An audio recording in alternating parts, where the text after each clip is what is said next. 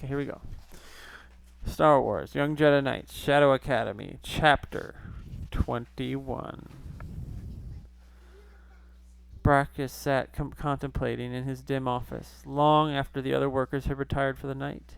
He reveled in the dramatic images on his walls, galactic disasters in progress, the fury of the universe unleashed like a storm around him, with Brachus at its calm center, able to touch those immense forces, but he could not be affected by them. Brachus had just written up the plans for a swift attack on Yavin 4, so that he could steal more of Master Skywalker's Jedi students. He had sent the coded message deep into the core systems to the great Imperial leader, who had immediately approved his plans. The leader was eager to get more ready chosen Jedi students to train as Dark Warriors. The assault would begin in the next few days, while Skywalker was in no doubt, still reeling from the loss of the twins and the Wookiee, perhaps even away from Yavin 4 looking for them. Timothy Kai would go along with the assault. She needed the outlet to vent her anger, to drain some of the rage she kept bottled within herself. That way she would be more effective. Brachus stood and looked at the blindingly bright image of Denari Nova, two suns pouring fire into each other. Something was bothering him. He couldn't quite put his finger on it. The day had gone routinely. The three young Jedi Knights were doing even better than he expected, but still, Brachus had a bad feeling, a low-level uneasiness. He walked slowly out of his chambers, his silvery robes flickering around him like candlelight. He let the door of his office remain open as he turned to scrutinize the empty corridor. Everything was quiet, just as it should have been. Brachus frowned, decided he must be imagining things, and turned back toward his office. But before he could get there, the door slammed shut of its own accord. Brachus found himself trapped outside his office. Up and down the corridor, the few open doors also sealed themselves. He heard clicking sounds as locking mechanisms engaged all around the station. Automatic alarms shrieked. Brachus would not tolerate such an interruption in his routine. Someone would be punished for this. He held the storm inside himself and strode down the halls, intent on squashing the disturbance. Jason, Jaina, and Loie rushed into the docking bay, tense and ready to fight their way out of the Shadow Academy.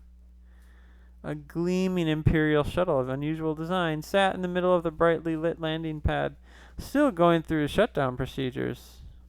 Other TIE fighters and skip ray blast boats stood locked down in various stages of maintenance.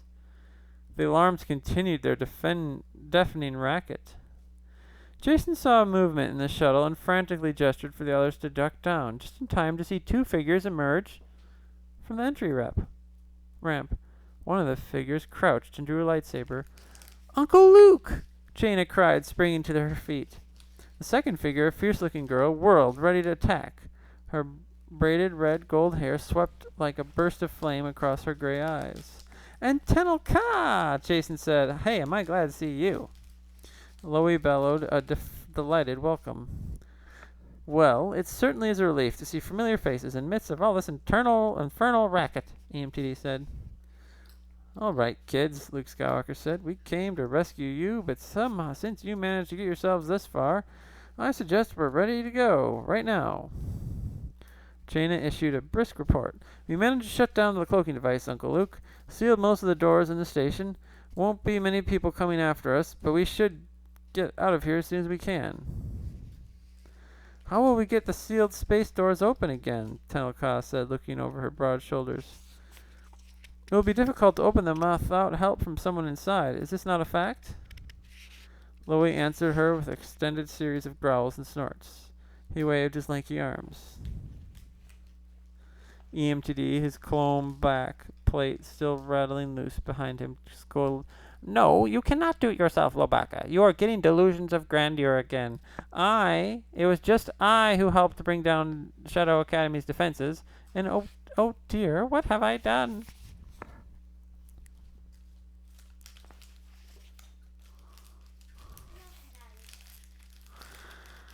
Maybe I can help, Jaina said. Let's get to the shuttle cockpit. We'll try it from there. Up in the control center for the docking bay, Quirrell stood amazed as the unexpected alarms continued. He watched the 3 young Jedi Knights rush into the large room. Alice, come back. The Shadow Chaser had just returned from a supply run to Dothamir, and a sandy-haired man emerged from it with a tough-looking young lady. Quirrell recognized her as one of the Jedi students who had worked on his crashed TIE fighter back in the jungle. As soon as the alarm sounded, Quirrell knew that Jason, Jaina, and Lobaka were somehow tied behind the disturbance. The other Dark Jedi students were pleased to have an opportunity to increase their powers and appreciated their training, but Quirrell had been certain these 3 would cause trouble, especially since Brackus and Timothy Kai seemed determined to injure or kill them. Quirrell had been gravely disturbed by the supposed duel to the death between a holographically disguised brother and sister. He also knew the dangerous testing routine with flying stones and knives had already been responsible for the deaths of half a dozen promising Shadow Academy trainees. He didn't agree with Brackus's tactics, but Quirrell was just a pilot. No one listened to his point of view, no matter how certain he was. Yet Quirrell served his empire, and he had to do what he knew was right. He opened the comm channel and gruffly reported, Master Brackus, Timothy Kai, anyone who can hear me. The prisoners are attempting to escape. They are currently in the main docking bay. I believe they intend to steal the Shadow Chaser. All of my defenses are down because of computer failure. If you can offer assistance, please come to the main docking bay immediately. Timothy Kai's violet eyes snapped open, and she leapt from her hard, uncomfortable bunk at the first sound of alarm. She became instantly awake, her mind burning with demands to know what was going on. Someone was threatening the Shadow Academy.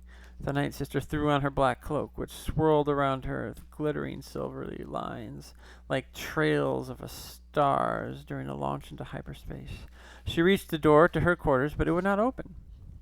She pounded on it, punched it, override controls, and the locking mechanism remained engaged.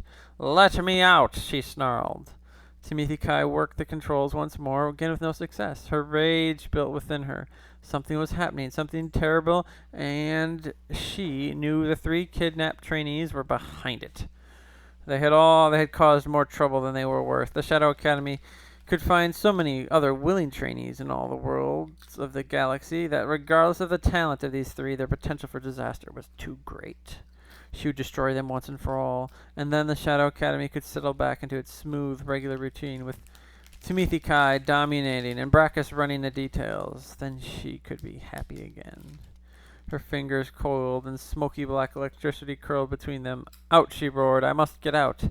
Timothy Kai slashed with both her hands in an opening gesture as she cried her command. With an explosion of power, the doors bent backward, folding down in a burst of smoke and sparks from the seared-off wiring of the controls. Then, using her bare hand, she tore one of the heavy metal plates completely out of its tracks and tossed it with a loud clong onto the floor. Timothy Kai stormed out, her eyes shimmering like violet lava.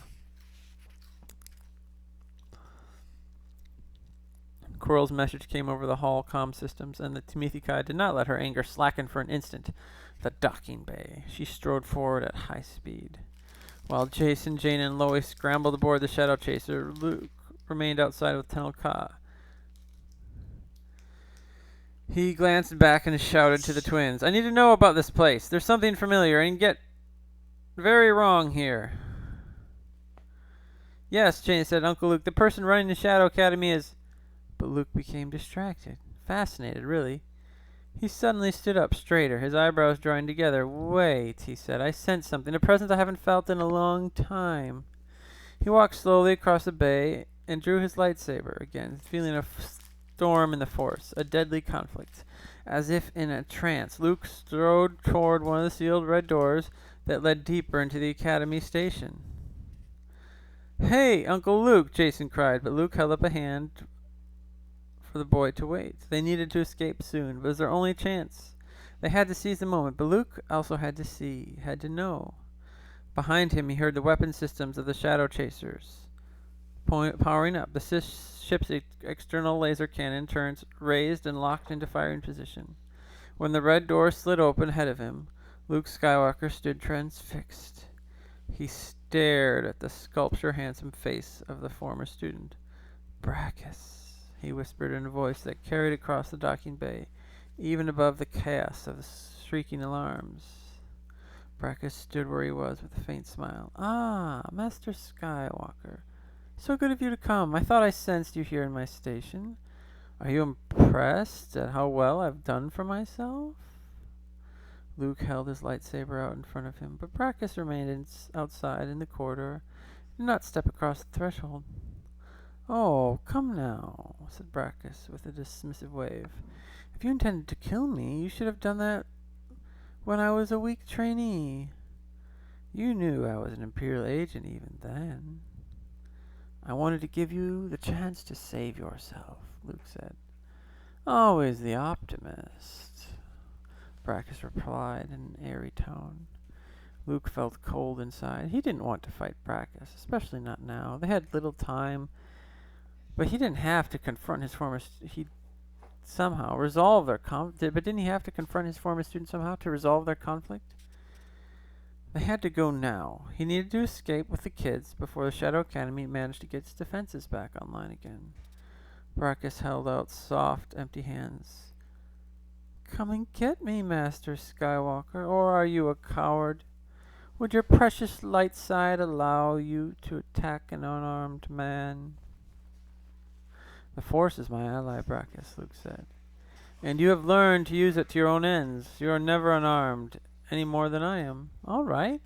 Have it your way," Brachus said. He brushed the fabric of his shimmering robe and made ready to step forward. His eyes blazed now, as if he held fury in the universe within him, ready to unleash it from his fingertips. Just then, an explosion of hot energy streaked past Luke's head from behind and melted the door's controls. With a second blast from the Shadow Chaser's laser cannon, the controls were completely fried. The heavy metal plate slammed back into place. Stop, Patrick. Sealing Brachus and Luke apart from each other. "Uncle Luke, come on!" Janie yelled from the ship. "We have to go." Luke shuddered with stunned relief, turned and sprinted back to the shuttle. But he knew it wasn't over between him and Brachus. That would have to wait for another time. Jaina and Loie and EMTD linked into the Shadow Chaser's computers, trying to open the station's huge space door from within. While they worked, Tenelka raced around the docking bay, sealing off the red doorways, making sure that none would open. The ominous man with the silvery robes had stalled Luke, and they couldn't afford another skirmish like that. Tenelka had to seal the doors just in case a contingent of stormtroopers made its way into the docking bay. Luke climbed into the shuttle. Tenelka sealed another metal door and ran to the last one. Just as her fingers touched the consoles, the door slid open. A tall, dark woman loomed in front of Tenelka, crackling with angry energy and ready to attack. Tenelka looked up and instantly knew what this person was. "A Night Sister," she hissed. The dark woman glared down at her with a similar flash of recognition. "And you are from Dathomir, girl? I claim you. You are a fitting replacement for the three I am about to destroy." Tenelka stood in front of the Night Sister, her arms and legs spread out like a barrier. "You will have to get through me first." The dark woman laughed. "If you insist." She struck with a force, an invisible blow that nearly knocked Tenelka sideways, but the young woman deflected it and stood strong, lips clamped together with determination. The Night Sister drew herself taller in surprise, looking like a black bird of prey. "Ah, so you're already familiar with the Force. That will make it easier for me to train you, to turn you." Tenelka remained tense and rigid, glaring at her opponent. "This is not a fact, and I will not let you harm my friends." The Night Sister seemed to snap as her anger came free of its delicate cage. "Then I won't hesitate to destroy you as well." Her black robes rippled like a thunderstorm. Unlocking her gaze at Tenelka, she raised her clawed hands, fingers outstretched, glossy dark hair crackling with static as her body charged with electrical power. Tenelka stood directly in front of her, unflinching, as the Night Sister unflinching as the dark force built to a climax within the Night Sister. Without warning, Tunnelclaw lashed out with her foot, putting all of her strength into her muscular athletic legs behind her kick. The sharp toe of her hard-scaled boot struck the Night Sister's unarmored kneecap. Tunnelclaw distinctively heard a crunch of breaking bone and tearing muscles as her blow struck home. The Night Sister shrieked and fell to the ground, writhing with agony. Calm and self-satisfied, Tunnelclaw stared down with her with cool gray eyes. I never use the Force unless I have to, she said. Sometimes old-fashioned methods are just as effective. Leaving the Night Sister moaning on the floor, Tunnelclaw jogged back to the Shadow Chaser where Luke was gesturing for her to hurry. She climbed aboard and the ship doors sealed. Alarms continued to sound, and their clamor muffled inside the cockpit of the Shadow Chaser. Luke piloted the vehicle, raising off the floor off its repulsor fields. Jaina and Loie still working desperately to open the heavy space doors. With a loud Patrick, don't do that anymore. With a loud crump, two sets of the red metal doors blasted open. Smoke from the detonators curled out, and white armored stormtroopers charged in, blasting at the shuttle. You better get that space door open, Luke yelled. Loie yowled. We're trying, Jaina said, trying in a new command string, working even more furiously. More stormtroopers came through. Blaster fire sprayed across the room, but they could hear the splatter and boom of the impacts. The Shadow Chaser's armor held. We've got company, Luke said, staring at the sealed bay doors. We're out of time. I can't get the... Jaina began, and suddenly the heavy doors cracked open, spreading wide for the Shadow Chaser. The atmosphere containment field shimmered in front of the star-strewn blackness, and now the shuttle could launch into open space. Well, what are we waiting for? Jaina said, trying to cover her confusion. Let's go, Luke shouted and punched the accelerators. Everyone grabbed the arms of their seats as the launch threw them back. The Shadow Chaser roared away from the Imperial station, leaving the huge spiked structure uncloaked in space behind them. Luke heaved a loud sigh of relief as he punched the escape coordinates into the navicomputer. Let's get back to Yavin 4, he said. None of the young Jedi Knights objected, and they surged into hyperspace. Good work, Jaina and Loie, Luke finally said. I didn't think you'd ever get the docking bay door open. Lobaka mumbled something unintelligible, and Jaina fidgeted. Uncle Luke, she said, I kind of hate to mention this, but we didn't get the door open. Luke shrugged, not wanting to quibble. Well, we owe our thanks to whoever did it. Coral stood by the docking bay controls, watching the Shadow Chaser disappear. The escape left absolute turmoil in its wake as the Shadow Academy scrambled to regroup. Coral had touched the space door controls, smiled faintly to himself, and closed the doors. He would, of course, never tell Brackus or Timothy Kai. Brackus came into the control room next to Coral, exhausted and troubled. Is our cloaking shield up yet? We must get it working. The rebels will no doubt send attack fleets in search of us. We have to relocate. That's why this station was designed to be mobile. Brackus drummed his fingertips on one of the control panels. I don't know what I'm going to say to our great Imperial leader. He can trigger the station self-destruct sequence any time if he's displeased. Coral nodded grimly. Perhaps he won't be quite that displeased this time. Brackus looked at him. We can only hope. Timothy Kai limped into the control chamber, utterly outraged. Her eyes still glowed with violet fire, and her hands were set in clawed curves, as if she wanted to shred hull plates with her fingernails. So they escaped? You let them get away? Brackus looked at her mildly. I didn't let them do anything, Timothy Kai. I don't see what more we could have done. Our duty now is to get away and plan our next step, because you can be sure there'll be another opportunity. Coral powered up the station engines, and they began moving the Shadow Academy to a new hiding place.